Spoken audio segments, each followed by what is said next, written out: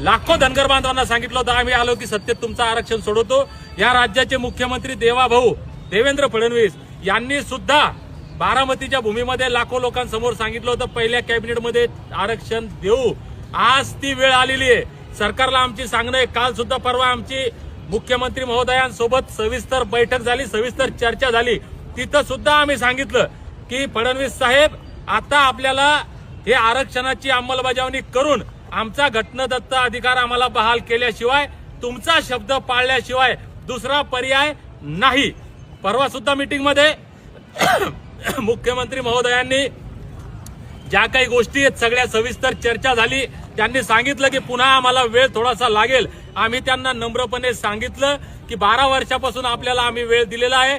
मागच्या वर्षी याच सप्टेंबर महिन्यामध्ये 16 दिवस आम्ही पंढरपूरला उपोषण केलं होतं। त्यानंतर मागच्या 6 महिन्यापूर्वी सप्टेंबरमध्ये 16 दिवस उपोषण केलं। मागच्या 1.5 वर्षात काय झालं, मागच्या 6 वर्षात काय झालं। म्हणून आता वेळ साहेब नाही, आमचं ठरलेलं आंदोलन आहे, आम्ही करणार।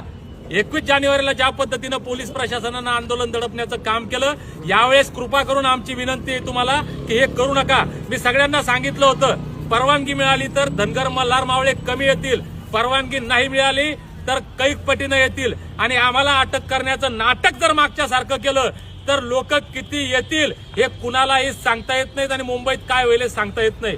पोलीस प्रशासनानं आम्हाला सहकार्य केलेलं आहे। मी सर्व पोलीस प्रशासनाचे आभार या ठिकाणी मानतो की त्यांनी आमच्या घटनादत्त अधिकारानुसार भारताच्या प्रत्येक नागरिकाला जो आंदोलन करण्याचा अधिकार आहे, आम्हाला ही आंदोलन